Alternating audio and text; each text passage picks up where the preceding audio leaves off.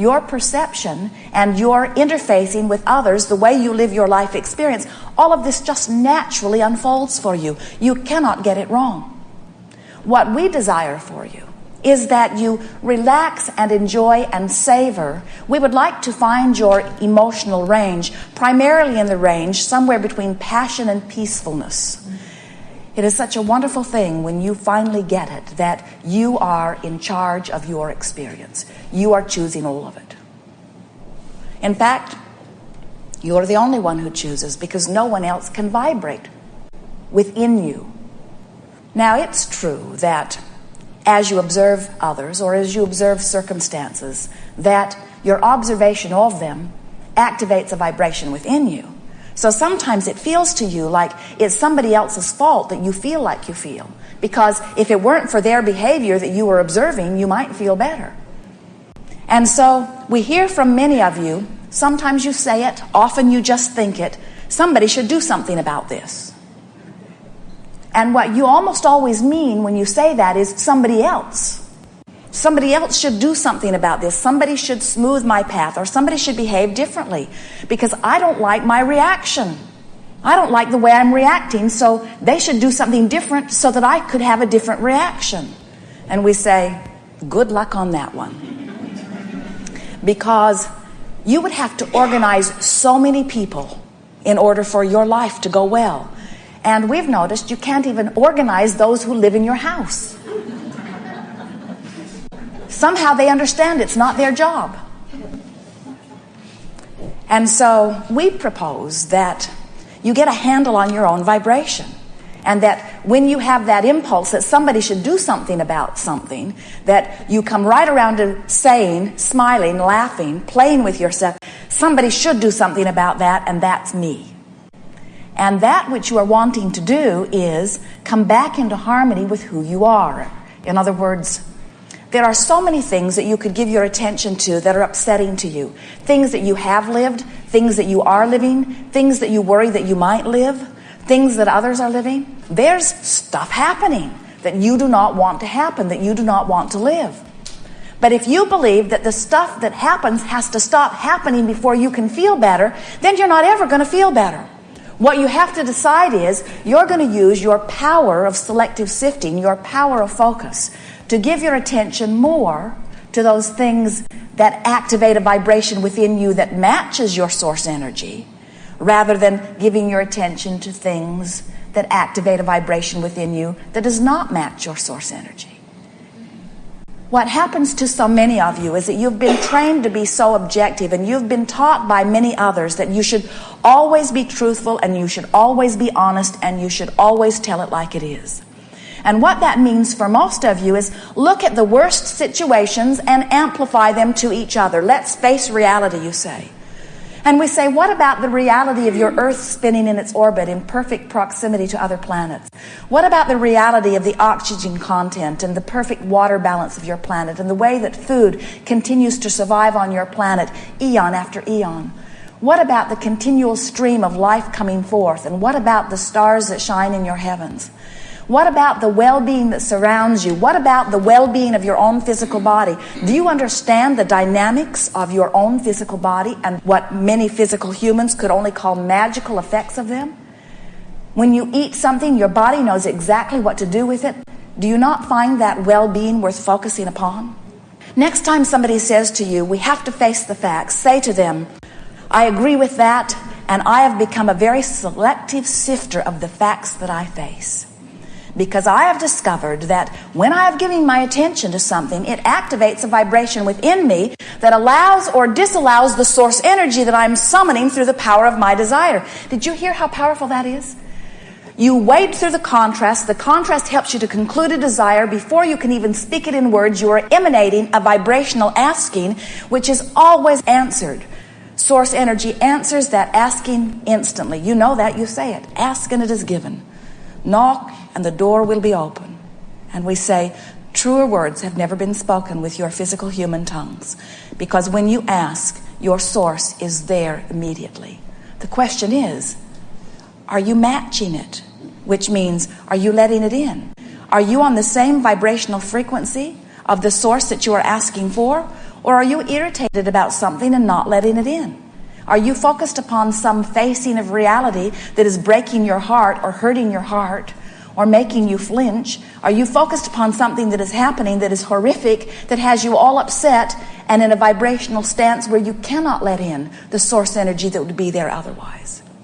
And so we are calling this gathering the art of allowing, because what we want you to focus upon is, am I in my physical body right now focused upon something that is activating a vibration within me that is causing me to be in the state of allowing the well-being that is me, the well-being that I so much want and absolutely deserve?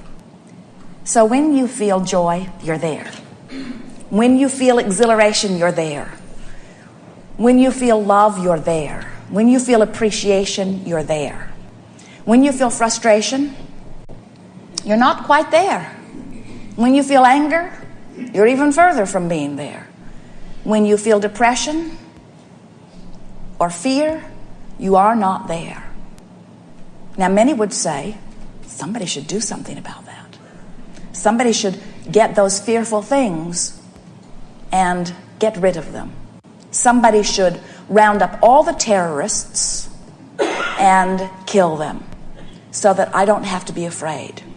And somebody should round up all of the diseases and snuff them out so that I don't have to be afraid. In fact, somebody pretty much needs to gather up everybody that doesn't think just like me and get rid of them. And then in this not much to worry about world, my fear will be gone. And we say, so will your creative edge. So will your ability to decipher. So will your ability to create new desire. Does that mean trauma and drama and tragedy must be on your doorstep in order for you to be a productive creator as you've intended? Not at all.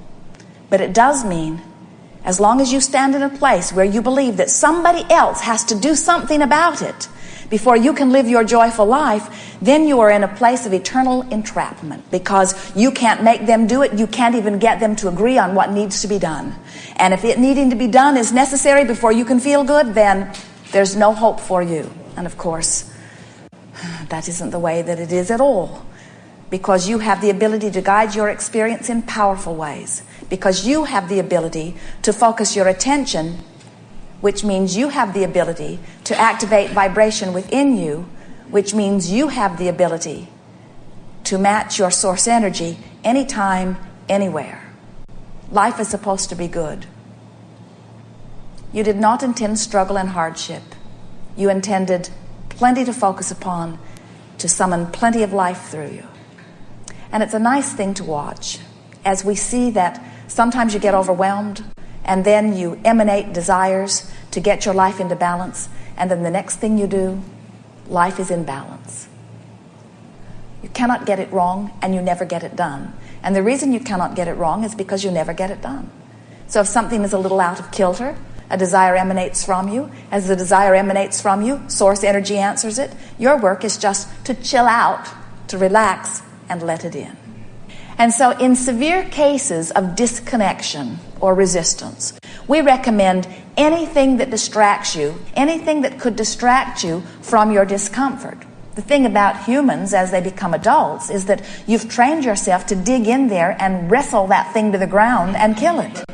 And so you keep wanting to focus upon it. If you've got a problem, you just want to focus upon it. You just want to chew on it.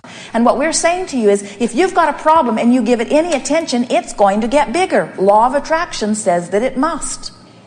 And so that's why we recommend distraction. Some would say, Abraham, you're saying delude myself, and we say delude away. You're saying don't face reality, and we say not unless it's really good. You say you want me to put my head in the sand, and we say yes, and meditate while you're there. In other words, just sort of relax from whatever it is that has you aggravated and get yourself to a better feeling place. And here is the new process that we are wanting to focus your attention upon. We're calling it virtual reality. And what it is a process where just like you were writing a screenplay where you're the director. You get to choose everything about this moment in time. So you might say, all right, where is it going to be? Where does this scene take place? And we would encourage that you choose some place that feels good to you. You could choose any place that feels pleasant to you when you think about it. So you pick a place and then you say, what time of day is it? Is it morning? Is it night? Is the sun just coming up? Is the sun just going down? Choose something that feels good to you. And now you say, who's here? And you say, I am, of course. Who else is there? Now, no one else needs to be there, but someone else can be there if you like. And then you say, what kind of moods are we in? Now, we want to remind you, this is your virtual reality. And the whole purpose of this virtual reality is to cause you to activate vibrations within you that put you in the place of allowing well-being. So, you wouldn't create a virtual reality where you're building a new house and build it with a leaky roof and then bring repair people into your virtual reality to fix the leaking roof. In your virtual reality, you can make it just the way you want it to be. And the reason that we are giving this to you at the outset here is because there is a tendency to have something in your life that is not going well. And then say, okay, Abraham told me about this new virtual reality. I'll go there and I'll fix it. The problem with that is that you take the vibration of what's going wrong into your virtual reality. So it doesn't work as the tool that you're really wanting it to be. This is only a tool to get you to vibrate in a place to let the well-being in, because the well-being wants in. In other words, there is no reason that well-being is not pouring into your experience in precise detail to all of the things that you've identified that you want. Other than that, you are in a bad mood, or you're angry about something, or you're worried about something. And so what this exercise of virtual reality is about is to train you into a fluffier vibration, to train you into a lighter vibration. It's sort of like working a muscle. The more you do it, the better it works for you. You're just wanting to train yourself in to feeling better more of the time. We would encourage that you play the game when you're driving or standing in line or lying in your bed, or even set time aside to do it, because there is nothing more important than that you feel good. And there is nothing wrong with creating images that cause you to feel good. In fact, it's the most wonderful tool that we can think of, because as you create these scenarios that make you feel good, what happens is, more of the day, as you practice it, you have activated a vibration that does feel good, and then law of attraction matches that vibration. Good. You get a sense of it. We are eager to talk with you about anything that is important to you. We see our value to you, not in rehearsing with you the trauma that you have lived, but instead celebrating with you the trauma that you have lived that has brought you to this new, fresh, clear, crisp desire. And then together, we will create some virtual realities that cause you to vibrate in harmony with your desire. When you are a vibrational match to what you want, it has to be your experience. And the fun thing about lining up your energy first is that you feel better even before the manifestation takes place. Most physical beings think that creating is about manifesting. And it is to some degree. But what creating really is about creating an atmosphere, a vibrational atmosphere for yourself, where you then do not get in the way of the well-being that is making its way to you. Somehow, many of you have been convinced that you're unworthy beings here to earn worthiness. And that's so backwards, and it causes such a misalignment of your energies, because in your admission of your imperfection, and in your disgust at having gotten it wrong, and in your determination to get it right, you're not in the receiving mode. So you keep goosing up your wanting and not letting it in, and then beating up on yourself, and then you say, I guess they're right. I must be bad, or I must be unworthy, and we say, all you are is not a match to your own desire. All you need to do is practice feeling good more, and well-being will knock your door down and jump right into the middle of your experience in response to the asking that you are continually offering.